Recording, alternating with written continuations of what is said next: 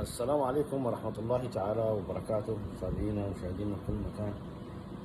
ما زلت أتواصل معكم في سلسلة الزهرات، المؤسسة الفكرية لتوثيق الحضارة السودانية النوبية الكوشية، وأتناول معكم في هذه الطلة توحيد مماليك أو آلهة مماليك الحضارة الكوشية النوبية السودانية الحامية الأصيلة. اليوم حتناول معكم موضوع من أهم المواضيع اللي بتدعو إلى توحيد أجدادنا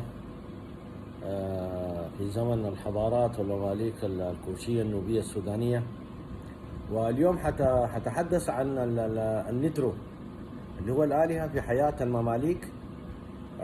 الندرو مشتقة أصلا هي في الأصل من كلمة الطبيعة نيتشر، يلفظ إلى الإله الرجل أو المذكر بالنترو، والإله المؤنث بالنترويت، وهي كلمة مشتقة زي ما أنا قلت في بداية الحديث. مشتقة هي من اللي هو النيتشرال، الطبيعة، وهي تعني في حياة المماليك الكوشية والحضارات الأولى، والتي تعني الله،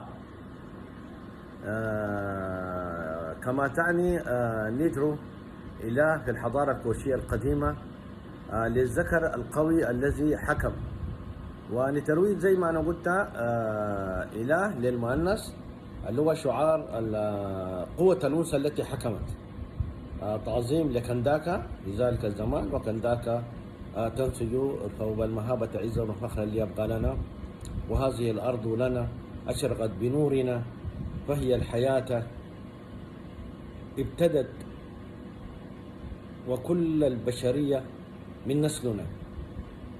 تعظيم للآلهة وتعظيم لنترويد الإله المؤنث قوة الأنثى التي حكمت في زمن المماليك الحضارات النوبية السودانية الكوشية القديمة، والتي أوجدها الله تأكيدا، لأنه الناس جدودنا كانوا موحدين، وناس كانوا يعرفوا الله ويقربوا القرابين في معاني نترو ونترويد، والتي هي تعني زي ما أنا قلت وحدانية وجود الله، كأن يعني توحيدهم بدلالات ما وقر في القلب والصدق والعمل. في السرد اللي أنا حأذكره وحوضحه بالبرهان والدليل القاطع. أنا دائما في مسائل الحديثية بقول يا أخواننا نحن ما عندنا مجاملة يعني للعواطف، ده علم، دي حضارة، دي ثقافة، وفق كل البراهين والأدلة اللي هو اليونسكو.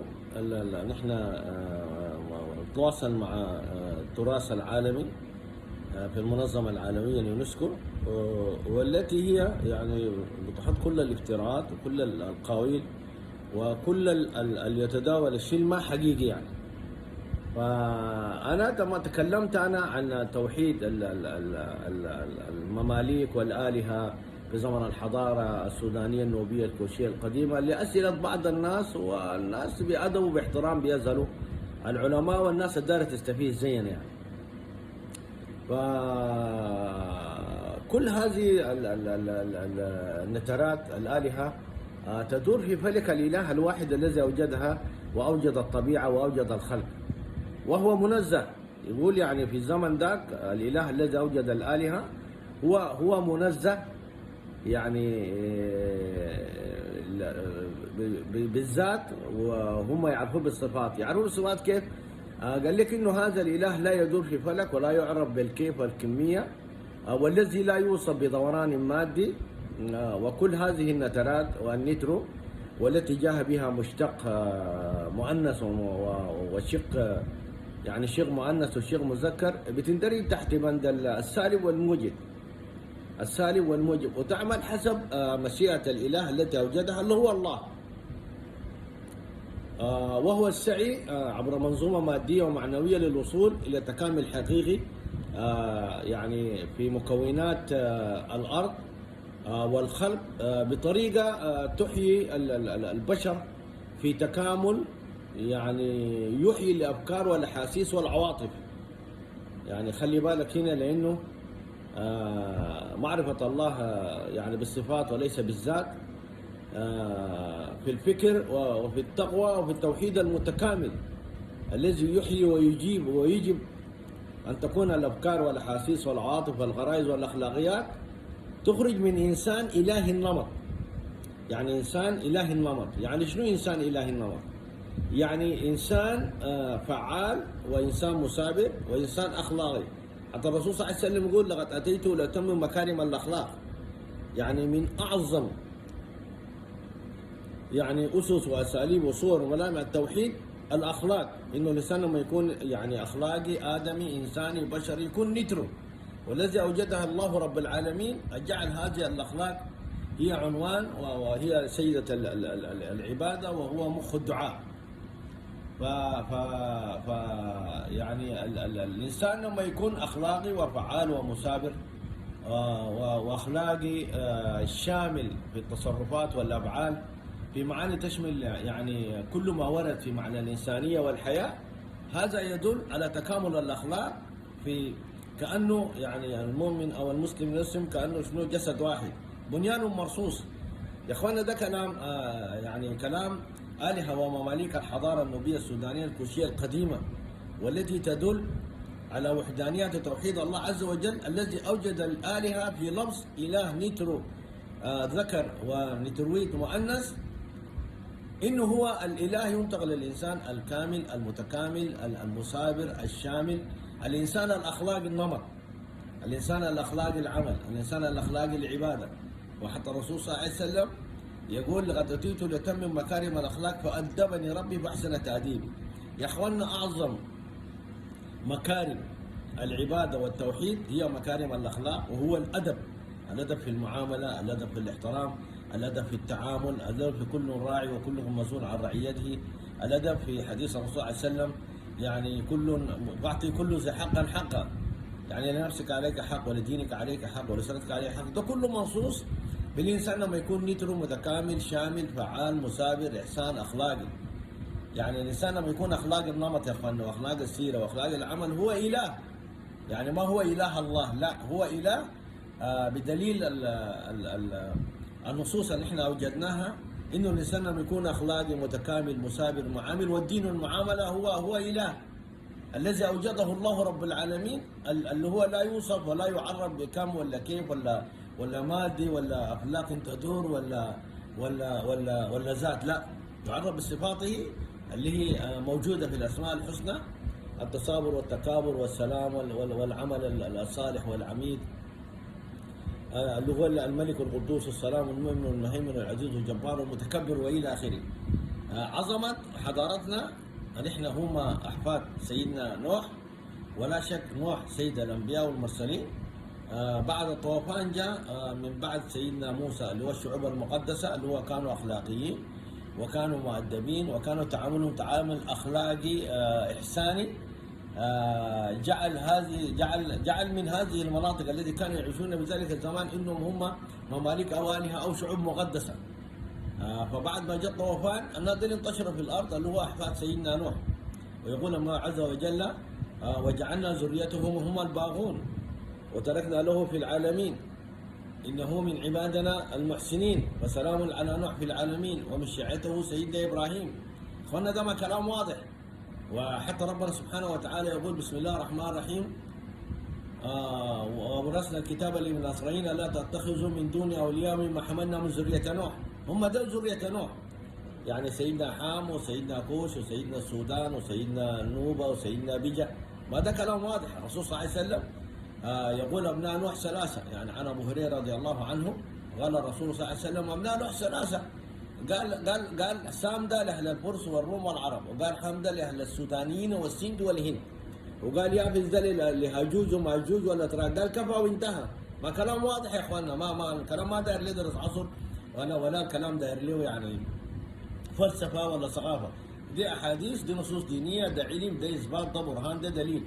يعني المنظمه العالميه اليونسكو تراث الاسلام، التراث الحضاري، ان احنا من خلاله بنتكلم في منابرنا بمرجعيات وبدال الزوات، يعني نحط كل الافتراءات وكل الكلام اللي هو ما حقيقه، ما هو ده دليل يا اخوانا، دي حضاره، دي اثار، ودي يعني دلالات وبراهين موجوده، كان اهرامات، كان نقوش، كان ضغط كربوني، كان مقاييس بالرفات، بالعظام، بالاجساد المتحجره والهياكل العظميه، كلام واضح يعني، ما دار لي انه يعني اي فلسفه، لا دي حقائق يعني احنا بنسردها، يعني احنا كعلماء في الكيان النوبي مسؤولين مسؤوليه تامه من الكلام اللي احنا بنقوله وبنسرده، وشغالين فيه يعني احنا من قبل 30 40 سنه، يعني مع دكاتره جلاء، البروفيسور علي عثمان، محمد صالح مشاكيله، اللي هو كان رئيس قسم الاثار في مركز الدراسات الاقتصاديه والاجتماعيه جامعه الخرطوم كليه الاداب، يعني ما كلام واضح ومعروف، نحن بس بنوصل كلامنا لانه نحن العلم ديددنا والبرهان والدله هو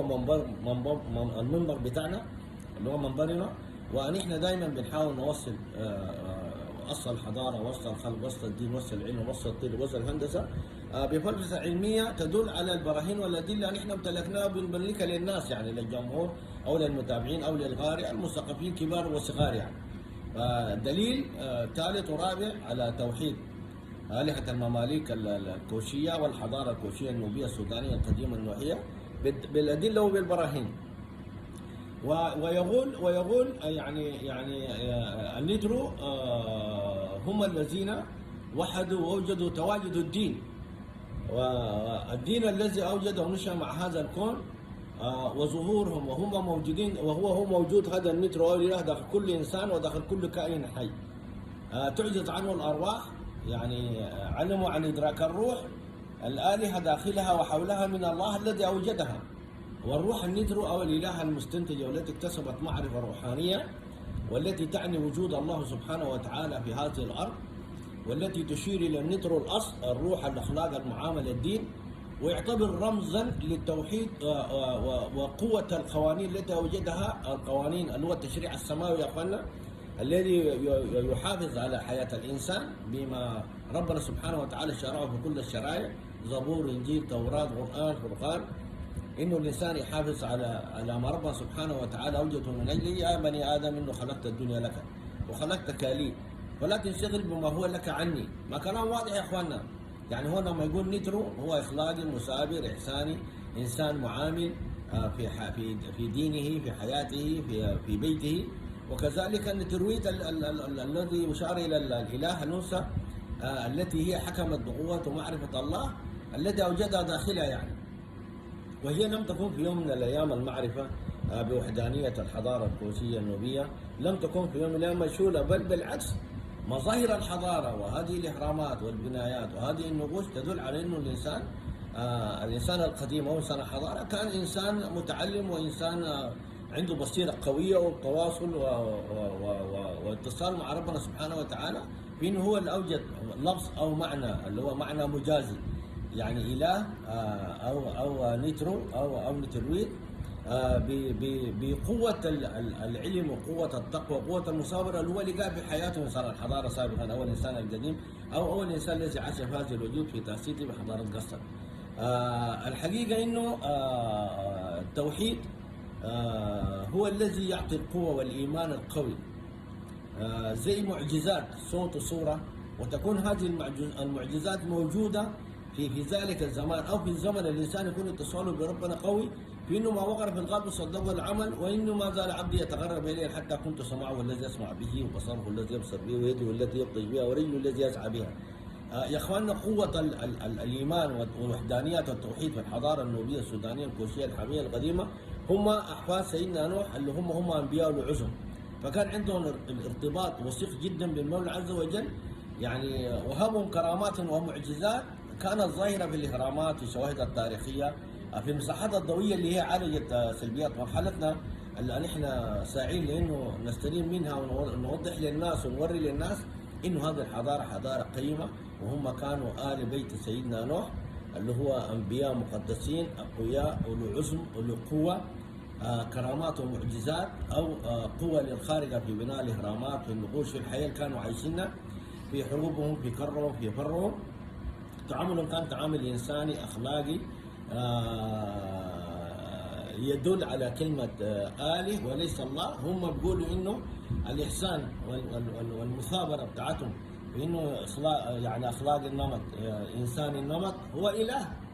سبحان الله، يعني كأنما ربنا سبحانه وتعالى يريد أن يوضح لنا من خلال هذه النقوش اللي احنا وجدناها إنه هم كانوا أقرب إلى الله، وهم أحفاد سيدنا نوح، اللي هو سيدنا نوح هو شيخ الأنبياء والمرسلين. فقال وهي النترو والنترويد يعني هي متواصلة وتتصل مع بعضها اتصالا روحيا قويا، والتي تشير إلى الروح والرموز التي ترمز، يعني ترمز وتشير إلى الروح والرموز التي أدت إلى معرفة الله بدقة في أشكال الحيوانات، والتي تعبر ويعتبر من أعظم وأقوى الرموز في التوحيد، والتي جلبت يعني قوة والقوانين اللي جلبت قوة القوانين السماوية التي حكمت في أشكالها في الحياة التي هم كانوا يعني بيعيشوها. يعني شملت رموز نحن وجدناها، وكل المتابع وكل المثقف وكل يعني العالم بحقائق الحضارة وجد يعني الرموز والنقوش موجودة في رمز الأسد، في رمز الكبش، في رمز السور الإله صنديق، في رمز القطط، في رمز الجمل. وبتلقى مناطق مسمى يعني تمنار، كمنار، حمنار، حصنار، سنار، حمدار.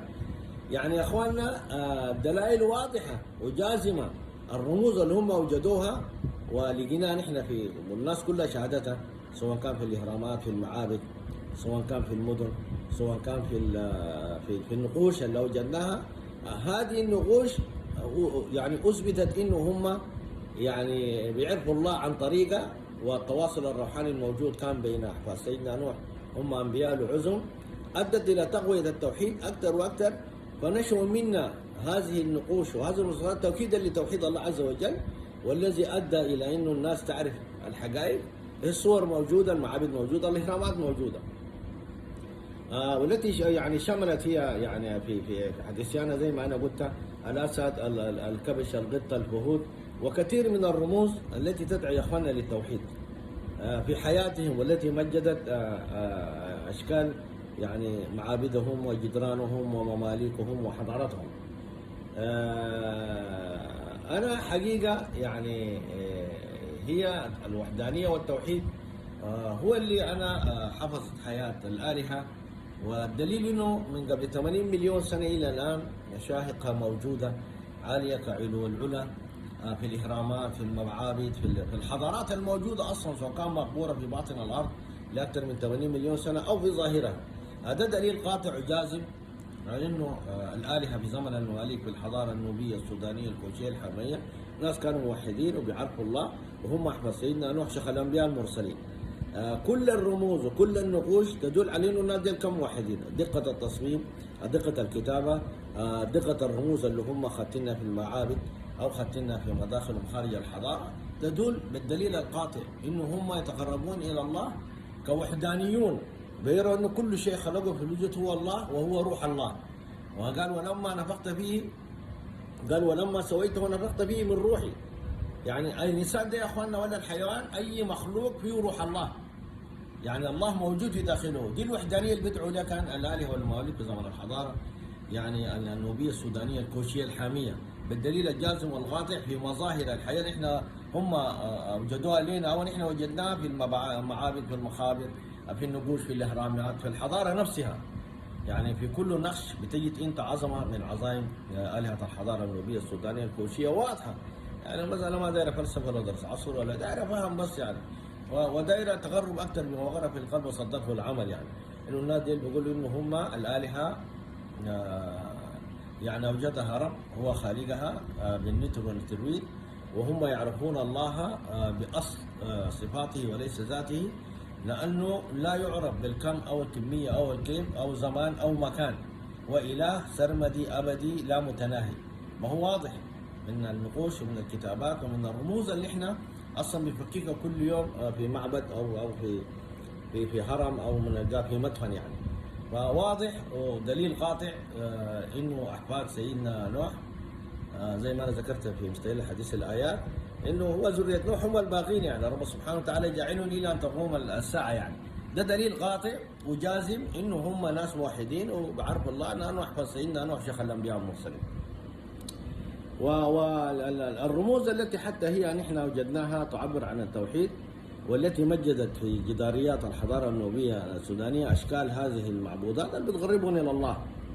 فهم حفظوا حياتهم بانهم نتروا نترويت زي ما انا قلت بالموجودات والمخلوقات التي اوجدها الله عز وجل، وهم كانوا يعيشون معها في تناغم يا اخواننا، ويعيشون معهم كانهم هم ادميين زيهم، بدليل انه يعني مجدوا هذه الرموز في المعابد والمقابر والمدافن والوجدناء والاهرامات بدلاله قويه قاطعه انه كان في اتصال روحي عضوي، يعني زي علاقه الروح بالجسد في توحيدهم وفي علاقاتهم برب سبحانه وتعالى الذي اوجد النترو الاله الذكر ونترويت الاله الانثى في تعظيم عظمه الخالق الذي اوجدهم، وهم كانوا في اتصال في اتصال متواصل بالوراثه الربانيه لعظمه الانبياء والمرسلين، يرث الارض من عباده الصالحين ونتبع ذريتهم هم الصالحون.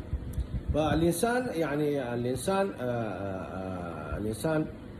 لما يكون نترو الهي يجعل حياه الانسان في تناغم وفي تواصل، والانسان حتى يصبح متناغما في ضبط افعاله اللي هو افعاله الكونيه الحياتيه اللي هو عايشها، يعني حتى يصبح ادميا انسانيا اخلاقيا الهي النمط كوني.